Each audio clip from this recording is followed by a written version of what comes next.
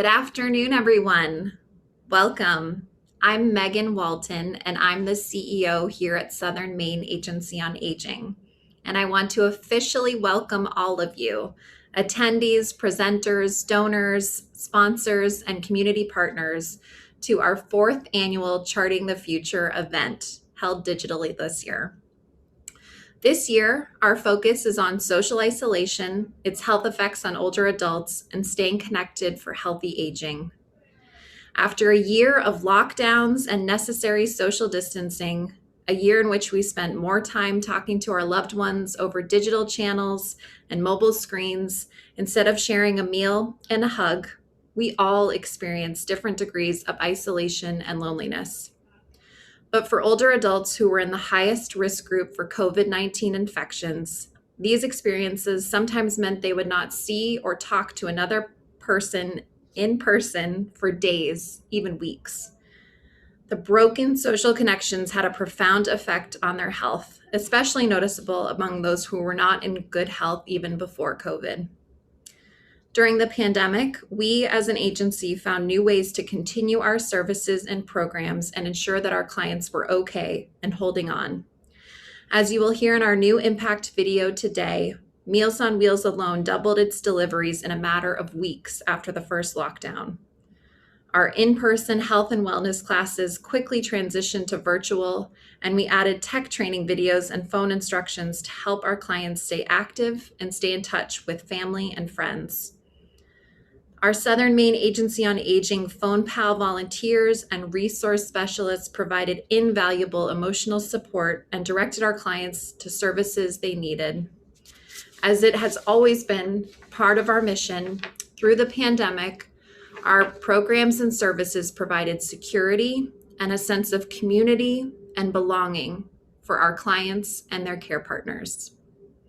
This year's Charting the Future event includes prominent experts on social isolation among older adults who will bring diverse perspectives on the topic and try to answer some of your questions. We will also recognize people and organizations for their commitment to improving the well-being of older adults in our communities. This is a new part of our program that we are pleased to offer this year. And before we officially premiere our 2021 Southern Maine Agency on Aging video, a few housekeeping items for you. Please add your questions for speakers in the chat. While we will do our best to answer your questions, know that our time is limited. Luckily, our speakers have agreed to address any unanswered questions in the follow-up email after today's event. We will also share additional resources in the chat and add them to the follow-up email. If for any reason you get disconnected, please log back into today's Zoom. And if for any reason you cannot get back on today, please know that the meeting will be recorded and you can watch it at a later date. Everyone who has been on broadband in Maine for the last year and a half, you know that it can sometimes be unpredictable. We want you to know that we are doing the best we can to have this work today. If for any reason this logs off, we will work to get back on as soon as possible. Without further ado, the official premiere of our 2021 video.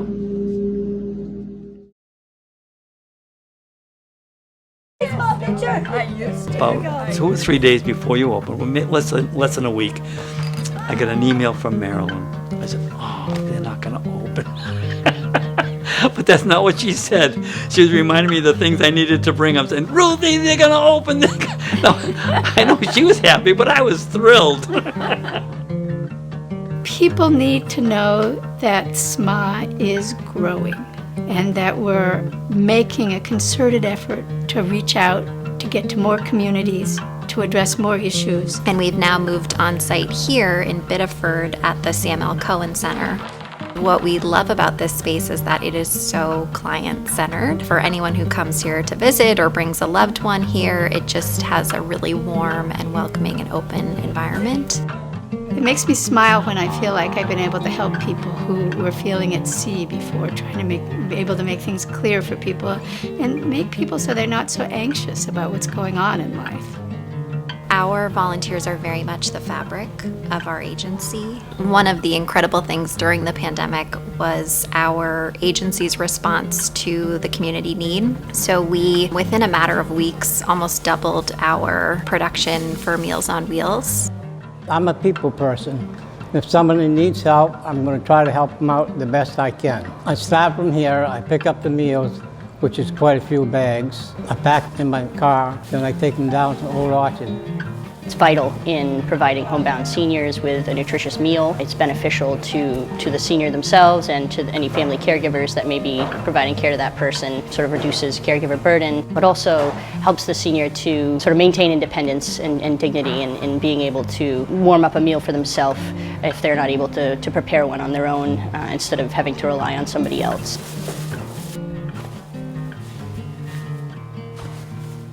They call kind of thinking that it's a dead end or something and finding out that there's resources available to them. The adult children should be familiar with it because sometimes the seniors don't know better that there's services out there that they'd find useful. It's such a range from people who need help with transportation to assisted living, in-home care, to someone who maybe just needs help explaining what their bill is. The most important thing is that it helps people keep going and functioning and have a purpose. The staff care about the people who are here, and they give of themselves in a way where they really want to make Ruthie and the people who come here happy. Ruthie has a life. It means so much. I could never do this alone, could I, Ruthie? No. I could never do this alone. Just to know that there's a place that they can call, a place where they're going to be welcome, a place that understands the complexity of needs for older adults in our community is really, I think, very empowering for people. Hope you all enjoyed that video. It was very special for us to put that together over the last few weeks. And thank you so much to our volunteers, clients, board members, staff members who are part of that video. It's great. So one critical piece of our program today is making sure that I recognize our fantastic sponsors who are really behind making this event possible today. To ensure that our programs and services reach diverse clients all across Cumberland and York counties, we as an agency rely heavily on community support from individual donors and corporate sponsors. I'm pleased to thank today's sponsors. Our lead sponsor, Humana. Our innovator sponsor, Ocean View. Our explorer sponsors, Southern Maine Healthcare, Freddie Flaherty, People's United Bank, and Saco and Biddeford Savings.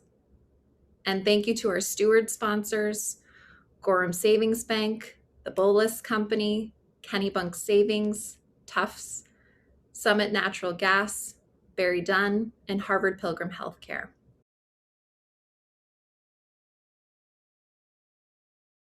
Funds raised through Charting the Future today will go directly to support Southern Maine Agency on Aging programs and services. I wanted to take a moment to thank our audience members and sponsors who have already donated at the time of event registration.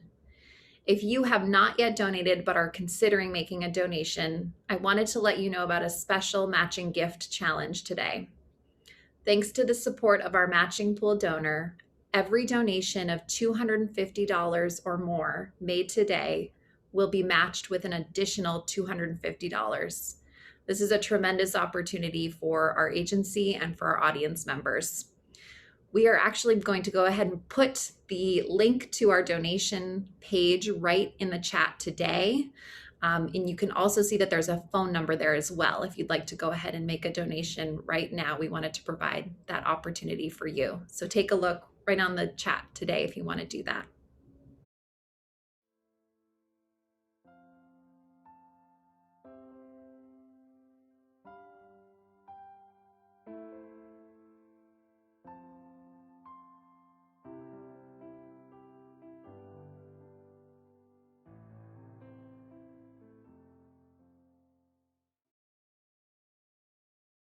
When we talk about supporting Southern Maine Agency on Aging, Selma W. Black was among our most generous donors, and her family continues to honor her legacy today. Selma was very sharp and passionate about our mission and an advocate in the community. She was a board member, president of the board, and an active volunteer. Selma thought it was very important to make sure that seniors in our community had nutritious meals. Her family continues to honor her legacy today, and I'm so pleased that Selma's son Scott is here to join us today to say a few words. So please join me in congratulating Selma's family in the presentation of our Champion for Older Adults Award today. We are so pleased to honor the legacy of Selma W. Black, and I'm so pleased to introduce her son Scott now to say a few words about this special recognition. Ladies and gentlemen, good afternoon. I'm Scott Black, a native of Portland, Maine, and I'm grateful to Meg Walton and her associates for selecting me as this year's honoree at the Southern Maine Agency on Aging. We thank you for attending today's virtual event entitled Charting the Future. Rather than honoring my charitable giving to this important institution, I would like to celebrate the legacy of my mother, Selma W. Black, who devoted countless hours of leadership alongside the former director, Larry Gross. My mother passed away over 21 years ago, and many of her contemporaries who knew her organizational skills are also gone. Selma was unique. She graduated from law school in 1937 at the age of 21 and was the first federal projects coordinator in the state of Maine during LBJ's War on Poverty. My mother dedicated her life to assisting people at risk, whether it was immigrants after World War II, underprivileged children, or economically disadvantaged senior citizens who deserve to live in dignity in their retirement years. Within the Portland public school system, she created the first Head Start program in the state of Maine, as well as a vocational training program for high school students. Her volunteerism covered a wide spectrum, from the National Council of Jewish Women to the board of the Portland YWCA. In March 1984, Selma first connected with SMA with her election to the board. By October 1988, at the age of 72, she was named president of the board and devoted nearly full time to the issues of the elderly. Over the past 21 years, unsolicited, I have attempted to perpetuate my mother's legacy by contributing annually to the Meals on Wheels program. It is my firm opinion that no senior citizen should worry about his or her next meal. For the record, SMA delivers 5,000 meals weekly to the elderly. The Southern Maine Agency on Aging serves a vital function for over 21,000 clients in Cumberland and York counties. It addresses the unique needs of older adults, nutritional health, economic challenges, understanding of Medicare benefits and access to health care, and issues of social isolation, which are particularly acute during this pandemic. While much of the $5 million annual balanced budget is funded by federal and state grants, a critical 16% component, or approximately $800,000, is provided through the largesse of donors like you and me. Senior citizens who are less fortunate economically than we should enjoy a modicum of freedom from worry. As a concerned citizen, I urge you to join with me in supporting financially the Southern Maine Agency on Aging. Thank you. Thank you so much, Scott, for your beautiful and inspiring words about your mother. And thank you so much for joining us today for our special event. We really appreciate it. Thank you. I'm so pleased to now introduce our panel of speakers that are joining us for today's conversation on social isolation and loneliness in older adults. I'm very pleased to welcome Tom Muser, Liana Amayas, and Donato Tremuto to today's conversation. So our first speaker and panelist today for our event is Tom Muser. So Tom, welcome. Well, Megan, thank you for that kind introduction. I'm really thrilled to be here today as both part of this conference, but also to have the opportunity to share some of what I and my colleagues at UNE are learning about loneliness and isolation during this unprecedented pandemic. So let me go ahead and share my slides. So I'm going to share a little bit about what we're learning at UNE and in our interactions with older adults in this great state of Maine. I'm a psychologist and a gerontologist by background. I joined the faculty of UNE in 2018, and it's been a tremendous time in my career. I'm thoroughly enjoying my time in this state. The pandemic is a big deal. It has shown a light on how isolation and loneliness are concerns for the well-being and wellness of aging adults in a way that I don't think we could have shown such a light otherwise. This was already a huge issue prior to the pandemic, and it's only become more pronounced. So I direct at UNE a university-wide center with a mission to advance inclusive, narrative-informed, and outcome-oriented research and education on healthful aging. We do this by engaging older adults in Maine and elsewhere in our Legacy Scholars program.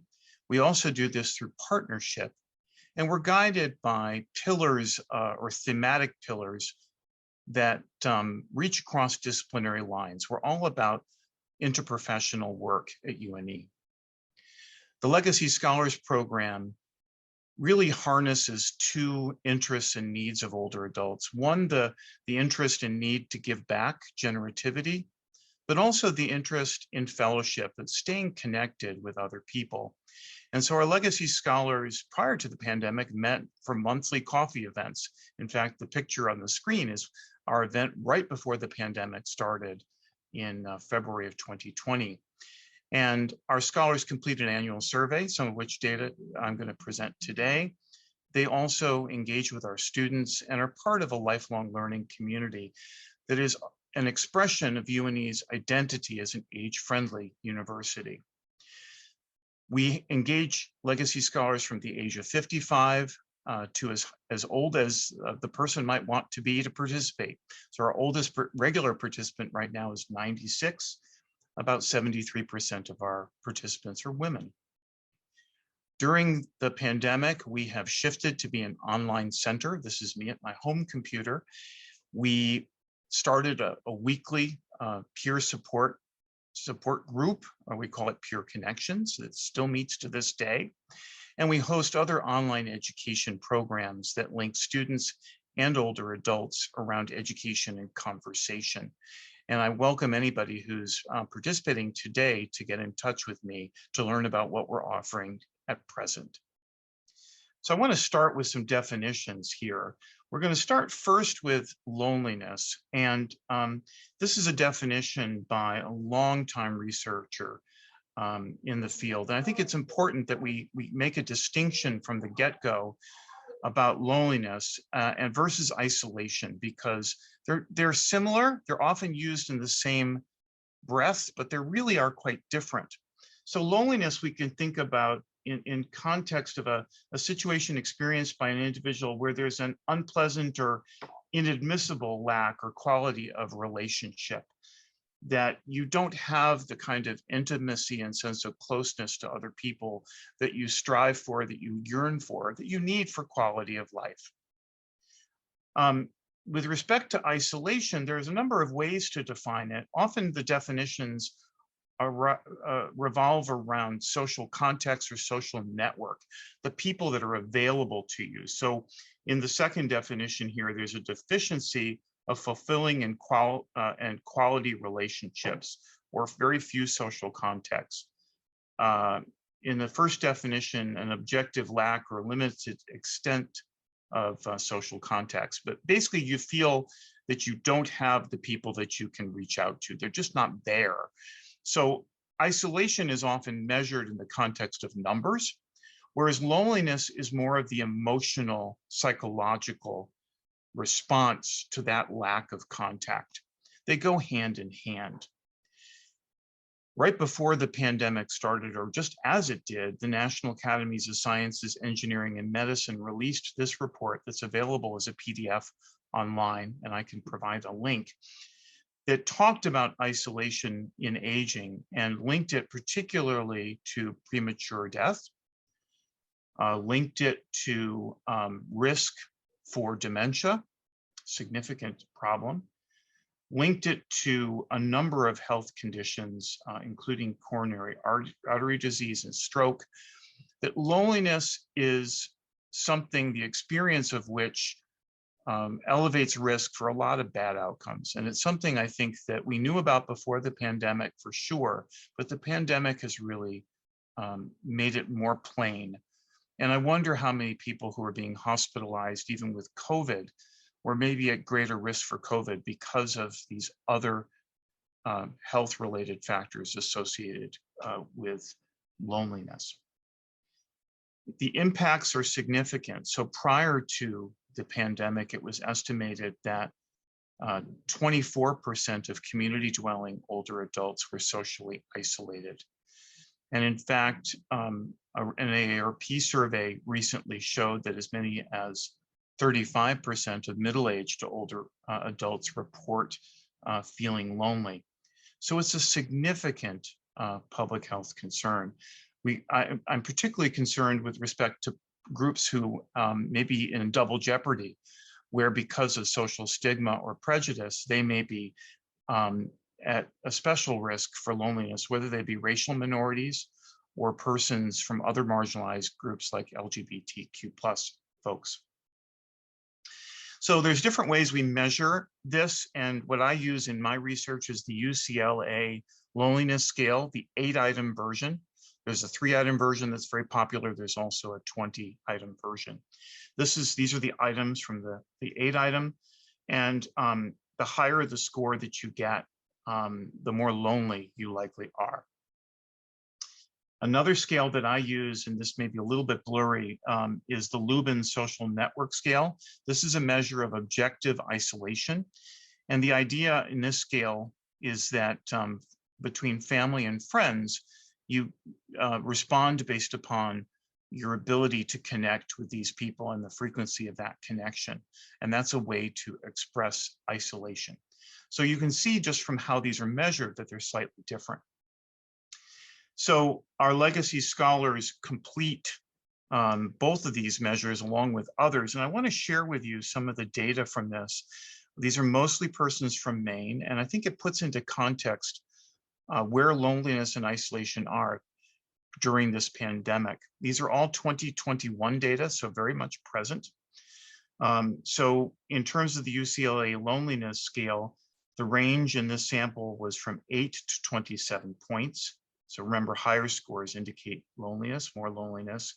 You'll notice though, which is interesting, that we have a skewed distribution. So most people are saying I'm not lonely. We have more people scoring on the left-hand side here. However, we have 30 individuals, or roughly 17% of the sample, that score in what I consider the at-risk range, or above a cutoff for significant or severe loneliness. So despite the fact that many are saying I'm fine, we have this group up here that are really at risk. And we'll look at some of the areas where those at-risk individuals are different from those not at risk.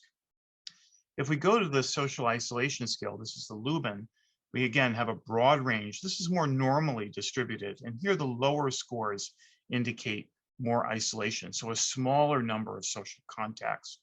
And we've got 25 individuals in this group of 177 that indicate that they are significantly isolated.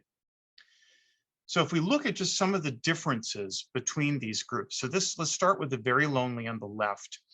There is no gender difference or sex difference, which I was actually pleased to see. However, persons who report being widowed, divorced, or separated are significantly more at risk for to be very lonely. So the 30 individuals in the very lonely group, the proportion of widowed, divorced, and separated is much higher than the not lonely group. So it makes sense, but I think it's important to point out that being widowed or divorced puts you at greater risk, perhaps. If you live alone, you're more at risk. If you live in a rural area, you're more at risk. You also evidence lower overall quality of life, a lower sense of mastery. So I use something called the Perlin Mastery Scale. And mastery is really a measure of how efficacious you feel about your ability to manage your daily life. So persons who are very lonely have also lower mastery, which is interesting. I also assessed personal perceived risk for illness. There was no difference for that. Now, the same comparisons were made for those who were very isolated. And remember, the isolation is more of a measure of social network size. Being divorced, separated, or single, there was a trend that you were at greater risk for those for being isolated, but none of these other areas came up. And you'll recall that we had a normally distributed curve here. And in a way that doesn't surprise me statistically that we didn't have as many differences. But for some people, there's a double jeopardy.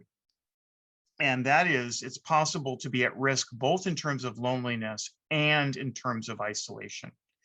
And so if you're doing this from a public health perspective, and you're doing screening of individuals for loneliness and isolation using screening tests like those I've shared, you might want to target for intervention persons who were both objectively in a small social network, they have few people to reach out to, as well as who are experiencing high loneliness.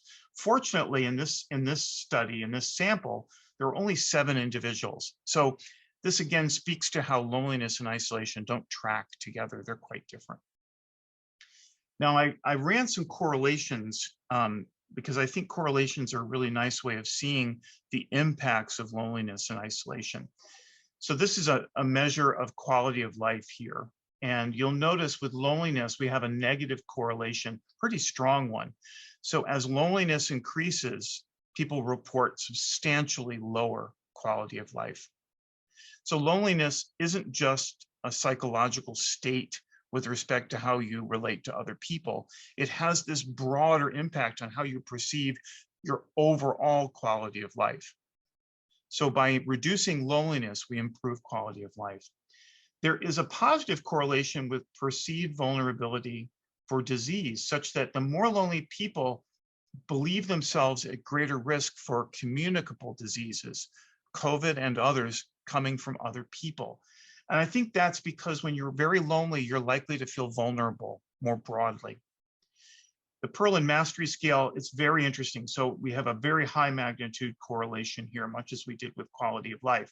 So the more lonely you are, the less mastery you feel to handle your daily life challenges. And that's, again, it speaks to how loneliness can really impact the broad experience of quality living. It's not circumscribed. It's one of these areas, if we can make a difference in a person's life with respect to loneliness, we can make a difference in a bunch of areas conceivably. So here's another correlation. These are with depression and anxiety. So the Geriatric Depression Scale, 15-item, and then the Penn State Worry Questionnaire, which is a measure of generalized anxiety. And we have similar patterns here. So high loneliness persons report much higher depression and much higher worry-based anxiety. This is something that's found often in the literature, but it speaks to another way that when we intervene to assist people to feel less lonely, to feel more engaged with other people, we can have a big impact on mood. And mood also has been related to negative health outcomes. So I think the important points from my presentation is that number one, loneliness and isolation were threats to public and personal health prior to the pandemic. I think they're only bigger threats now, and we need to do something. And I'm really thrilled that SMA is shining a light on these areas in this conference. These constructs are related, but they're not the same. So in terms of people having double jeopardy, where you're in the at-risk range of both, there's quite a few people who aren't in my sample of older Mainers. And so you really have to look at both separately, I think, too, and really understand the individual. Lonely persons are more likely to live alone, to feel depressed, to feel anxious, to report poor quality of life, and to express less mastery. So loneliness has this ripple effect in its impacts. And there are screening tools available. I will say that the use of a screening tool like the UCLA or the Lubin is a great first step. But knowing the individual through personal contact, through, if you're doing this as a public health intervention, through interviewing, or if you're doing this as a supportive intervention through SMA, by just getting to know the individual, that's really more important than relying on screening testing alone. So I appreciate this opportunity. I'm available for offline contact, and certainly I'll be participating by chat for the rest of today's event. Thank you so much, Tom, for that fantastic presentation, which I think really sets the stage for the conversation today. Really, really interesting. And I think so many takeaways for us as an agency as we think about the relationships we develop with individual clients. So thank you again. And we're fortunate to have you and the UNE team here in our state looking at this. I'm very pleased to introduce our next speaker, Liana Amayas, who is joining us today to talk a little bit more about what she's seeing in the state of Maine. And just really pleased to have you here today, Liana. Thank you, Megan and SMA, for the invitation to be here with all of you today. And thank you, Tom, for the fabulous presentation in many ways that sets up a lot of what I'm hoping to discuss with you today. Just to repeat, Megan, very briefly, again, my name is Liana Amayas. I use she, her pronouns, and I work in the Office of the Commissioner at Maine's Department of Health and Human Services, where I manage diversity, equity, and inclusion. To give a bit more context, I joined the department in December of 2019. So nobody told me we were going to have a global pandemic when I agreed to take on this role. And what I thought I would be doing in this role dramatically shifted very quickly. And so I have really spent the last almost 2 years now really thinking about some of the disparities that we have seen with respect to COVID-19, and then in the latter portion of my time at the department have tried to really spend a lot of time thinking about how that translates to an equitable rollout of the COVID vaccination. And so when there's kind of two stories that we hear about the pandemic, right? We hear about the disproportionate impact on older adults who really bore the brunt of illness and sickness and death in ways that were really terrifying, I think, for many in the older adult community. And so as I listen to Tom talk about the anxiety that goes along with isolation, the ways in which that was exacerbated over a pandemic, when that is the headline, is really traumatic, I think, for so many in that community. But the other big story was the disproportionate effect of COVID-19 on racial and ethnic minorities, right? And so we saw that Maine was no exception, which I think was quite eye-opening for the state of Maine, which has for a long time had this narrative of being one of the whitest states in the union, sometimes the whitest state in the union. And so to see that we then also had the greatest disparity amongst racial and ethnic minorities experiencing COVID-19 early in the pandemic was, I think, really eye-opening in this state, and really forced us to reckon with the realities that many people in communities of color had known for a long time, which is that those communities are experiencing great inequities that are leaving them more vulnerable to infectious disease. Right. And this isn't surprising in the public health world, where we understand that the social determinants of health, right, the way that we live, work, and play, are really strongly impact the way in which we experience health outcomes. And amongst those things that impact the way we experience health outcomes are histories of trauma and discrimination. And so when we talk about those who are maybe at double jeopardy of isolation, of the worry and anxiety that goes along with it, I often think about when this pandemic and these two narratives that surfaced about who was really at risk, most vulnerable, most affected. And if you are an older adult who also identifies as a racial and ethnic minority, or also identifies as LGBT, and have had a history of discrimination that has colored the way in which you relate to services, and relate to the medical community, relate to the rest of the state, to be then to really think about how that impacted both the mental health and the social well-being of folks who were sort of in that category where they were doubly affected. And so that is something that I and those who I've been working with have been paying close attention to and really thinking about over the last year. When we first saw the disparities begin to make headlines, one of the good things, I guess you could say, that happened in that moment was all of a sudden, everyone was all eyes and all ears on, oh my goodness, let's talk about disparities in Maine. And just as that's happening, you're getting some incredible community advocates who have been lifting their voices for a long time, really doing a phenomenal job of showing us here are the barriers to the health in our community. We actually, they were coming to the state to say, we understand our communities. We understand what their needs are. What we need from you is partnership and resources. And so we've done things that were probably very new for the state of Maine to do in order to really respond to the inequities that we saw with respect to the pandemic.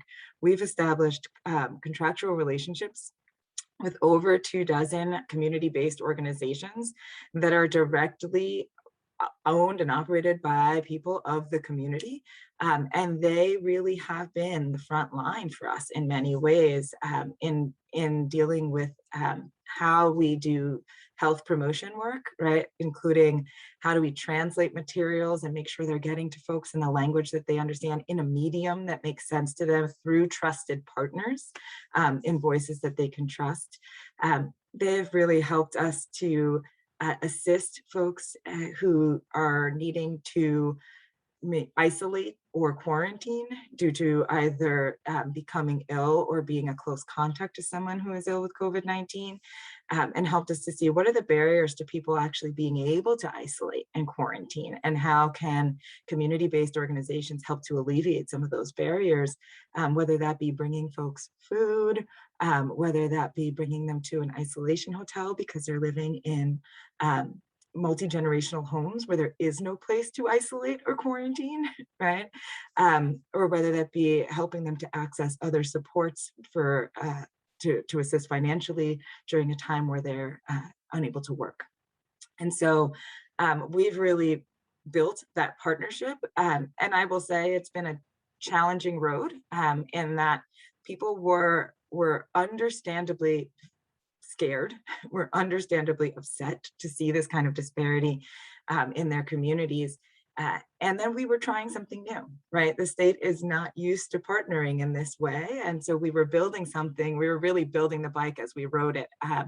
But there's some lessons, I think, that we have gleaned from that have been incredibly powerful, which is that not just when you're responding to a pandemic or in a moment of emergency, but in general, right? We've got to be doing more to really be doing more work, not for, but with the communities that we serve, to build programs that make sense to the communities that we serve, that are being administered by trusted voices in ways that resonate for those communities. And so there's been a lot of really great learning that I'm hoping will lay the foundation for a public health system that is much more collaborative with communities going forward. That said, I think what we have seen also begs the question about what we know and what we don't know, right? And so we were able to see, in part because we collect data about race and ethnicity, we were able to see those disparities surface very early. But even there was a tremendous amount of missing data. Folks just weren't being asked the question when they were receiving care, or weren't answering it because they didn't understand why those questions were helpful, and what we do with that information. We had information about age, about location, about gender, about race and ethnicity, but there are also areas where we don't have a lot of information, where we don't have the ability to necessarily see the kind of disparity at the state.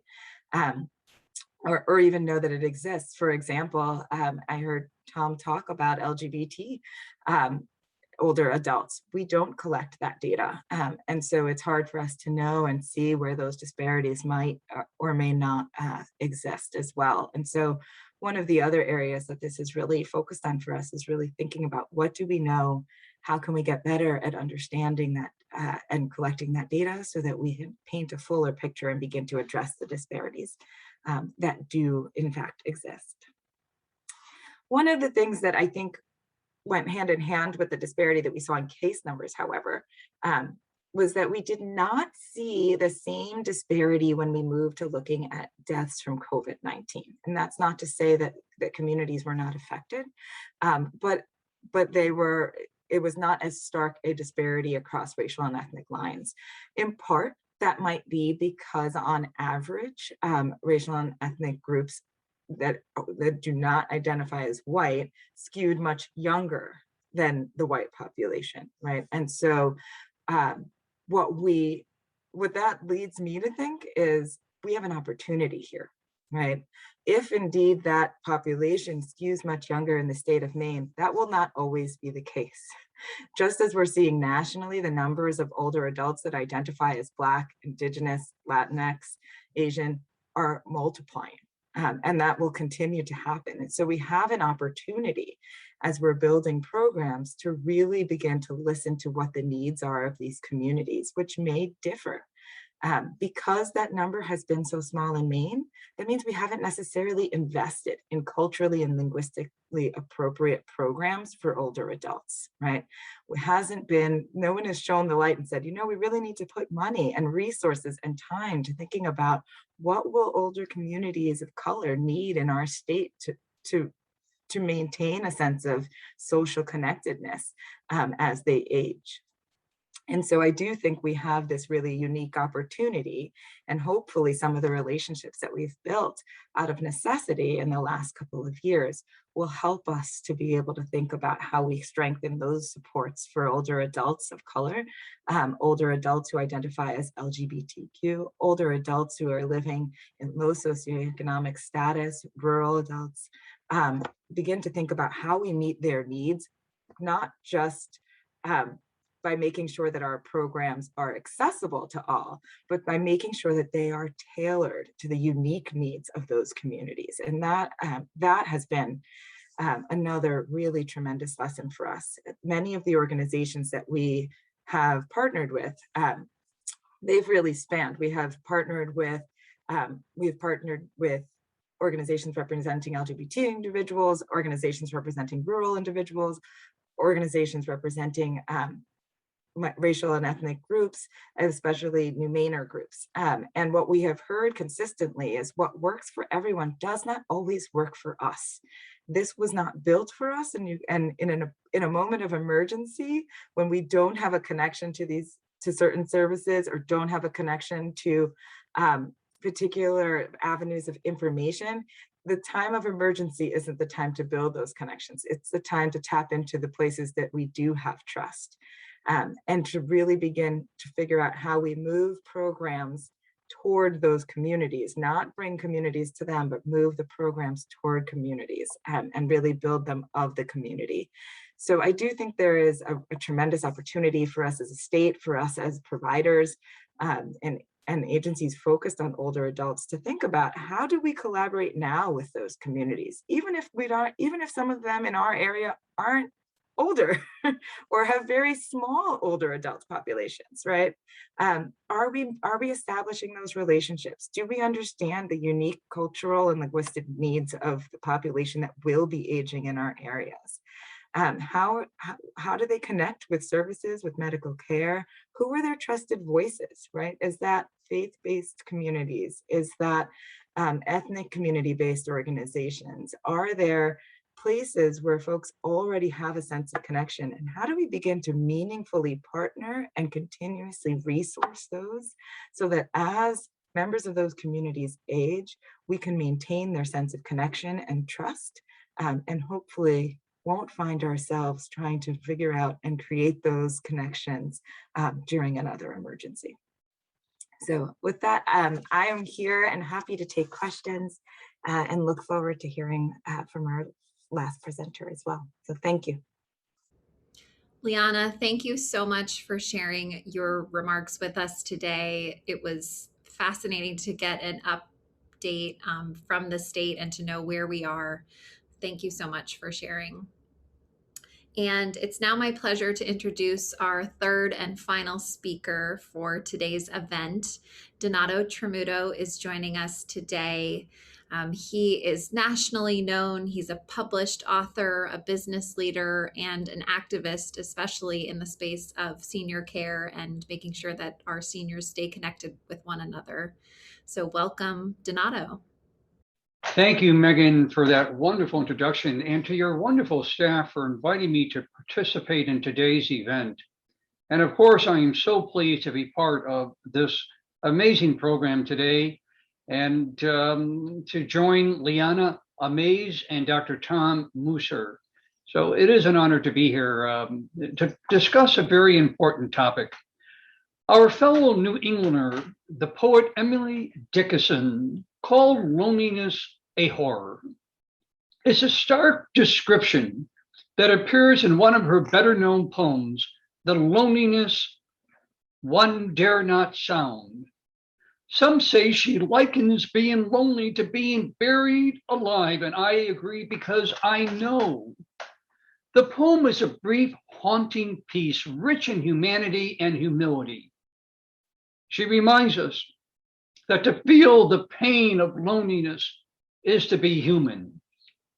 But to understand this kind of pain, you must feel it yourself and experience what other people have gone through.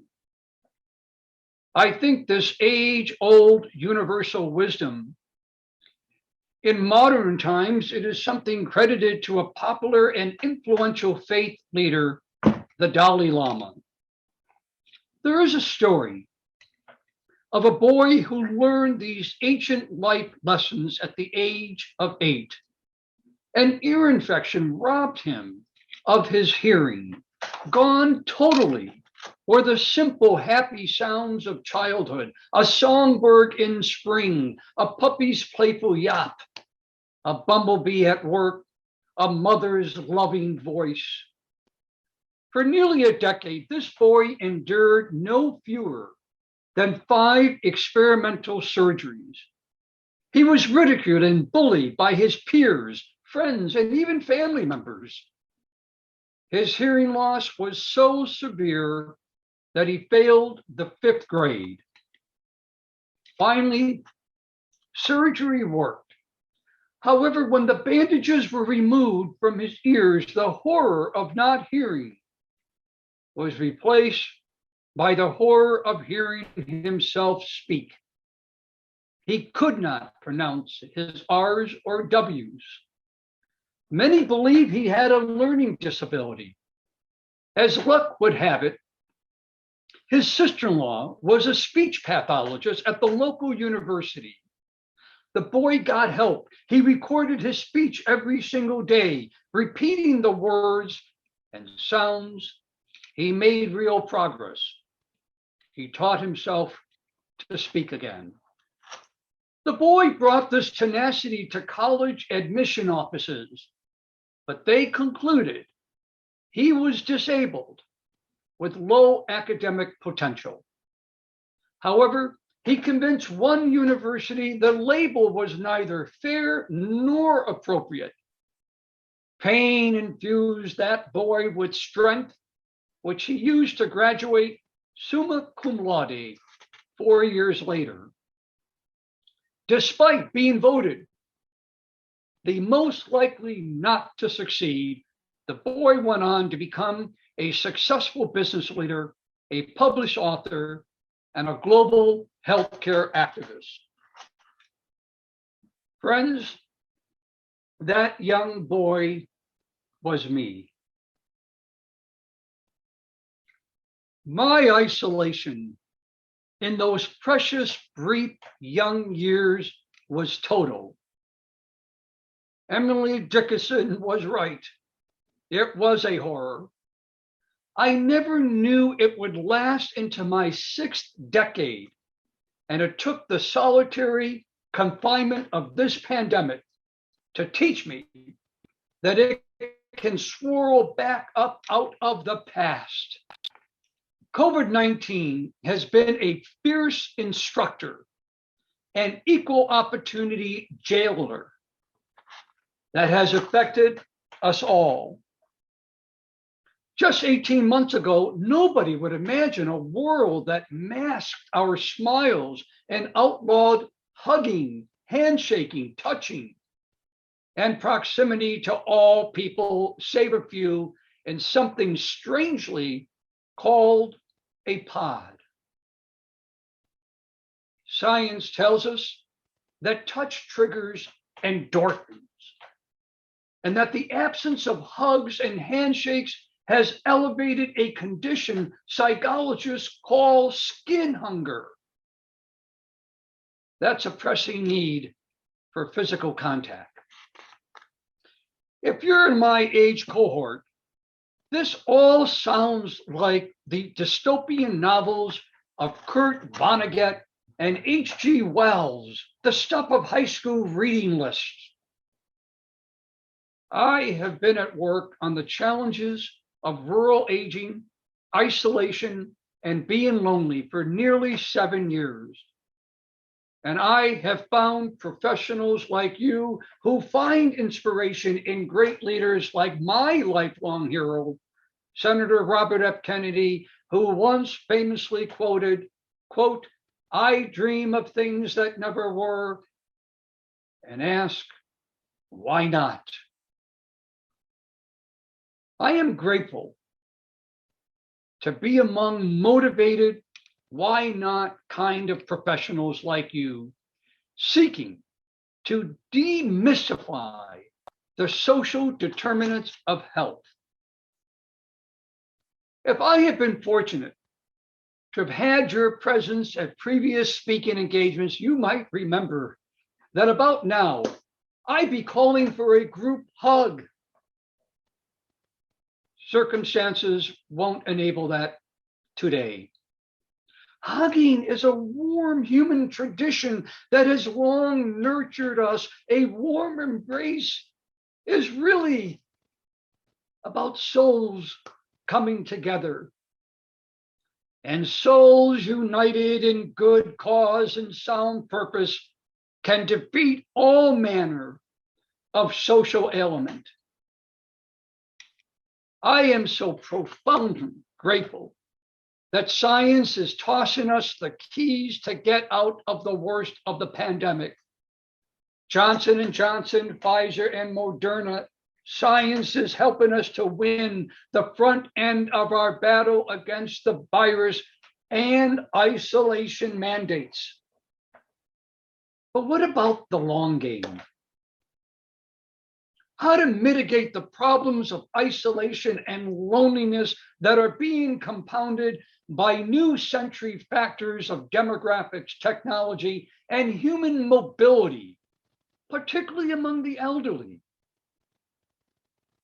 Allow me to get to the heart of the matter, to my premise, if you will, by advocating the use of softer tools and inviting all of you, the experts and activists, the program designers and administrators, to use your individual personal power too.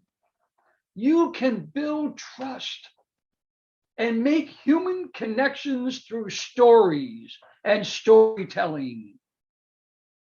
Absorb the information, then share the inspiration and motivation found in these stories.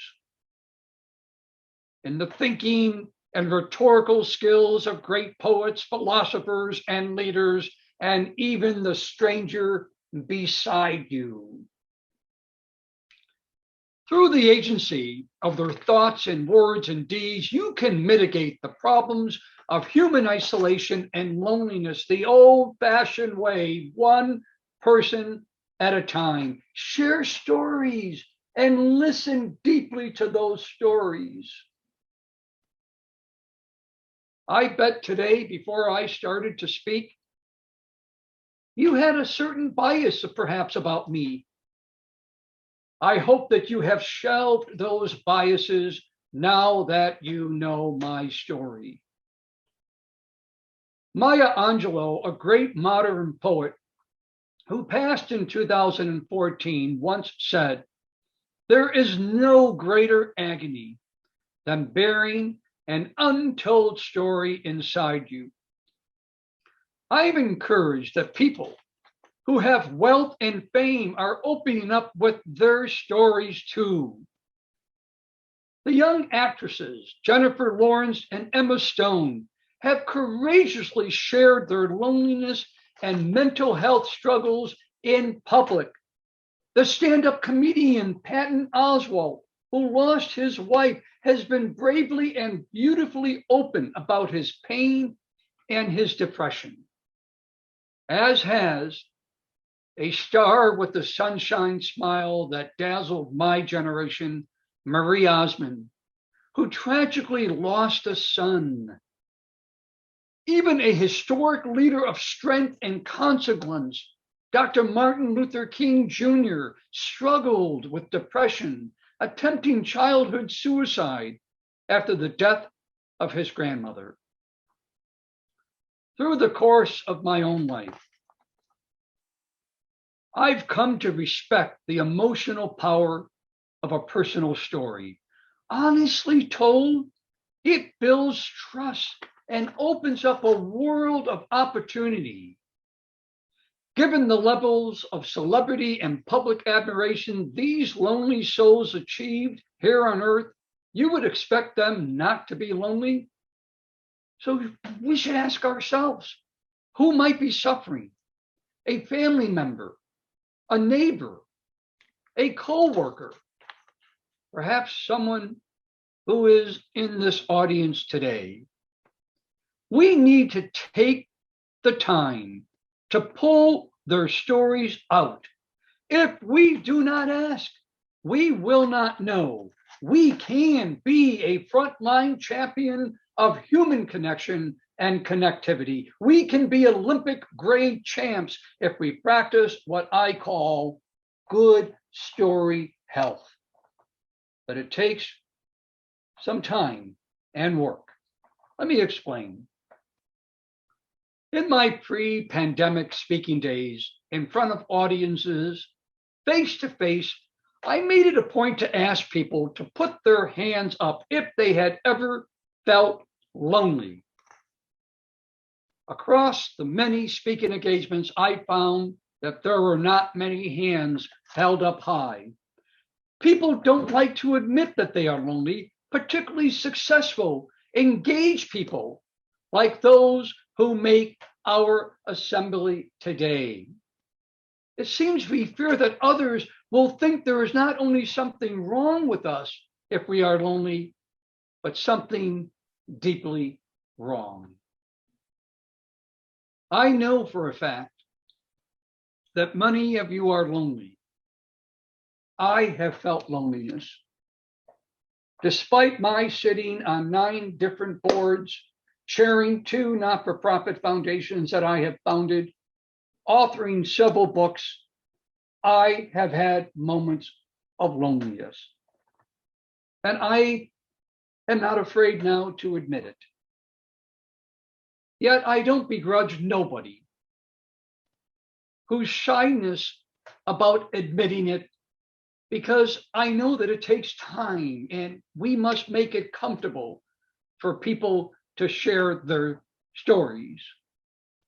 Some years back, I wrote a memoir describing my childhood fight against isolation and loneliness and what we can learn from them. My story went through several printings, and I hope you will consider reading it. Yet I now have authored a second book due out in January.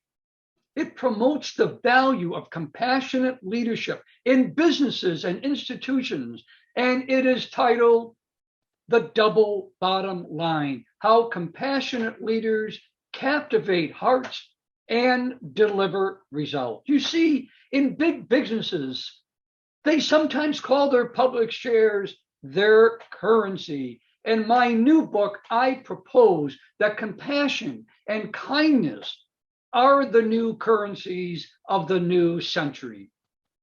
In the business world, in the institutional world, we must show empathy and move that empathy to doing something.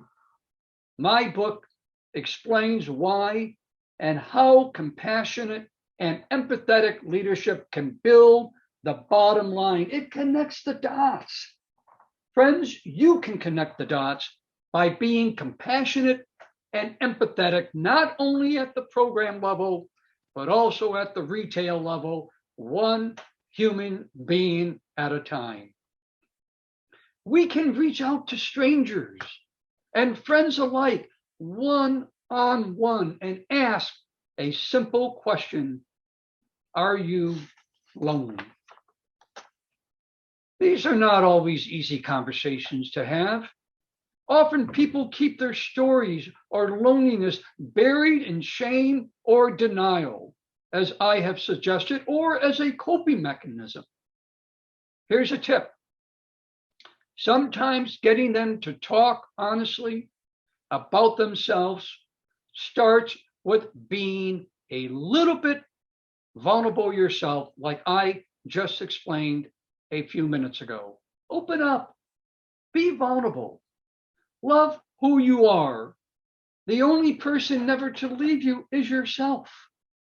Loneliness must come out of the closet. And in this effort to build connection, we have a quintessential opportunity to make it okay to say, I am lonely, and share your story. Stories can create aha moments of understanding. In my mind, one of the most significant contributing factors to mitigating individual loneliness is that warm moment of relevance when somebody else is listening to your own life story. If I have done my job here today, all of you will go about your work today even more unified in your understanding that human connection can drive the efficacy of the solutions you pursue. Friends, I challenge you today to be champions of human connections. I think Mark Twain said it well. The two most important days in your life is the day you are born and the day you find out why.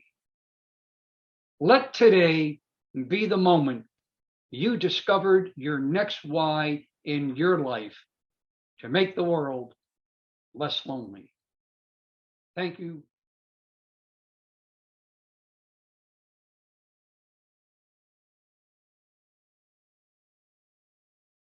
Thank you, Tom, Liana, and Donato. Today's presentations were thought-provoking and inspirational. I just want to again express our appreciation on behalf of the agency. And I know that already there are a lot of follow-up thoughts and questions from our audience members and from those who are taking part in today's event. Unfortunately, we are getting short on time. And so if you have more questions in the audience, please go ahead and put them in the chat. And we are going to try to answer your questions in our follow-up email after today's event. So I'm sorry that we can't get to all of them, but please know that we're going to do our best to get to you some responses. And thank you again.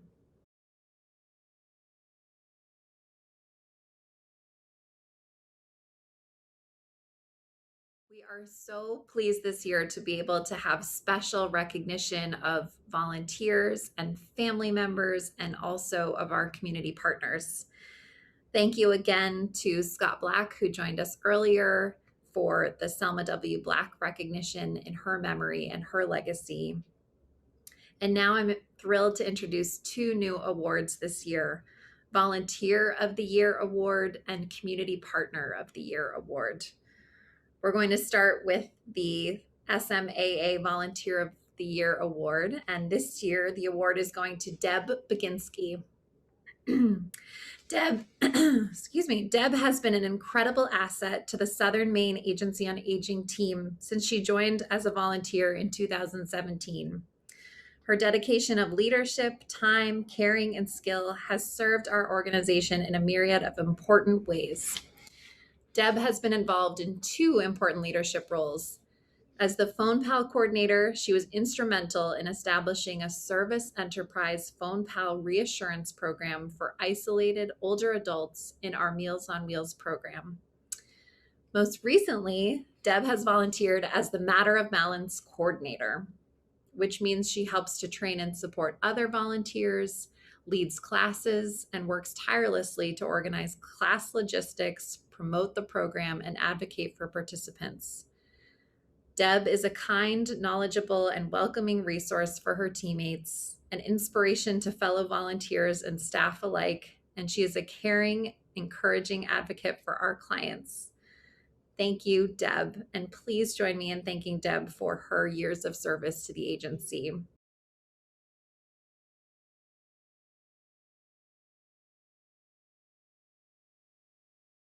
Volunteering at SMA has been tremendously enriching and rewarding in more ways than I expected. It has brought me such joy to help provide programs to older adults and to work alongside an amazingly dedicated group of SMA volunteers and staff. I'm Deb Baginski, and I'm so grateful and honored to be receiving this award and for all the opportunities SMA has offered me. I started volunteering with SMA several years ago, coaching them out of balance, and then helped develop the Phone Pal program. Now I'm working as the coordinator for Matter of Balance. It's been very meaningful to be able to draw from my background as a physical therapist, a mom, a hockey coach, and I've developed many new skills for my various roles here. I get such pleasure from doing this work, and I'm inspired every day by the volunteers here who have such interesting and impressive backgrounds. Mary Hadlock and Anna Guest have been so positive and supportive as supervisors, and I appreciate their ongoing support and guidance. It is a privilege to get to work alongside this very special group of people doing meaningful work.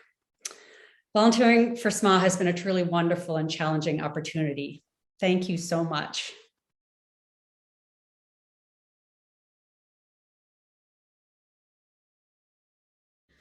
Next up, I'd like to introduce the Community Partner of the Year Award, which again is new for us this year. We're so pleased to have this award as part of our Charting the Future program today.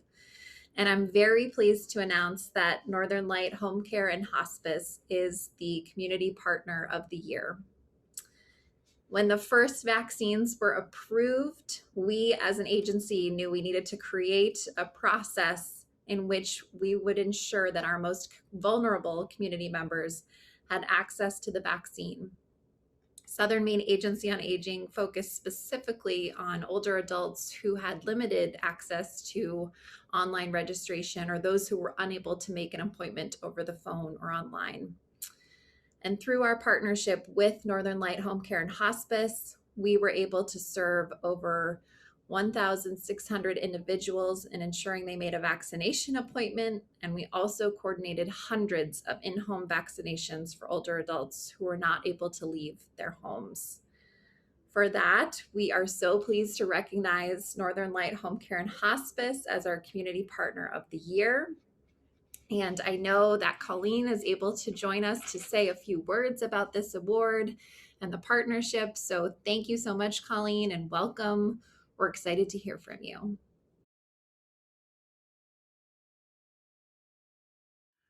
Thank you so much for this award. The Community Partnership Award is just really special to us.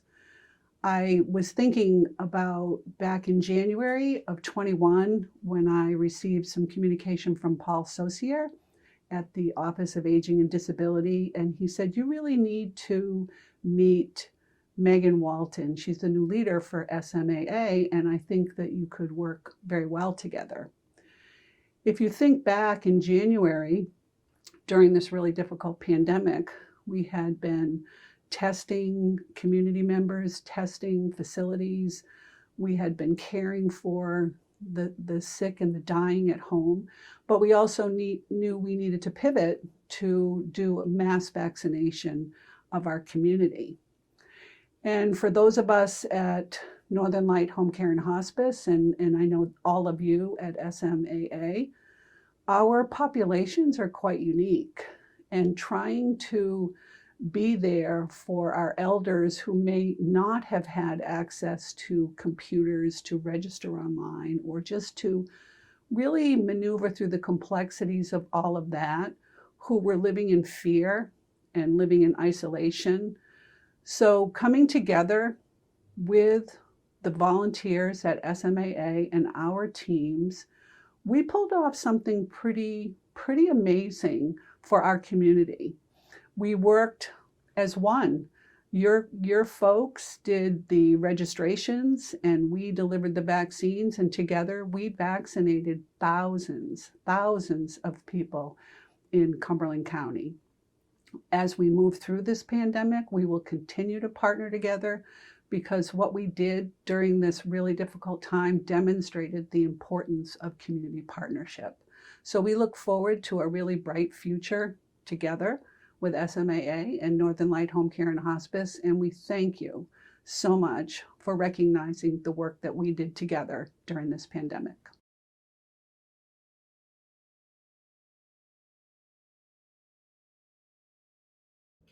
Thank you again, Colleen, and thank you to Northern Light Home Care and Hospice. Congratulations on the Community Partner of the Year Award, and thanks for joining us today.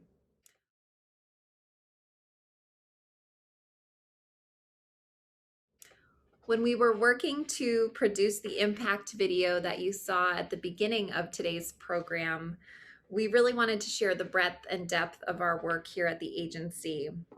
And we gathered a lot of footage. New stories came up, stories and messages that were very important for our clients and our volunteers. And in the following weeks, we're going to continue to show you new videos via our social media sites and our website. Today, I do want to show you one of those short videos which highlights the value and importance of our community cafes in decreasing social isolation and keeping folks engaged and active. So I'm pleased to introduce this new video to you today.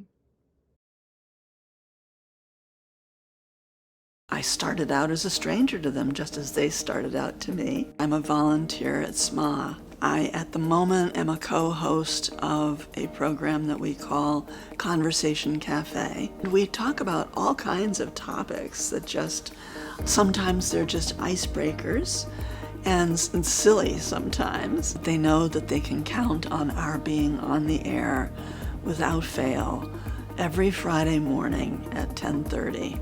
That sense of not being alone is critical and has been critical during this whole year or so of isolation and desperation for some people. I'd say SMA is good because it builds community. It gives you a group to reach out to if you have questions that you don't know the answers to.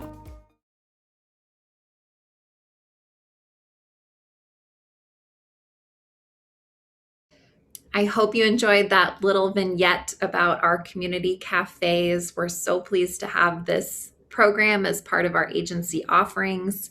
And it's just one of many programs that Southern Maine Agency on Aging provides that ensures that older adults do not feel alone or isolated.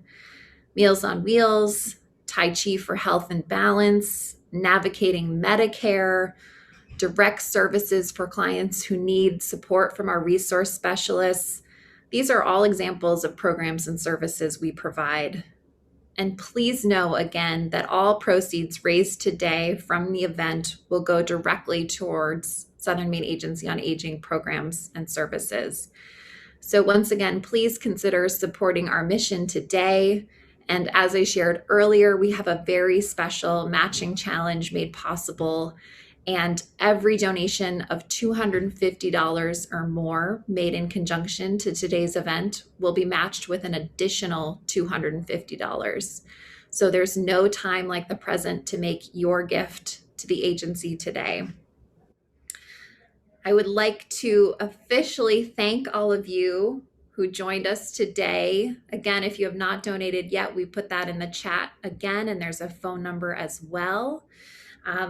Thank you for joining us today to learn more and talk about social isolation and how our population can stay active and engaged in their communities so that we can prevent loneliness amongst older adults.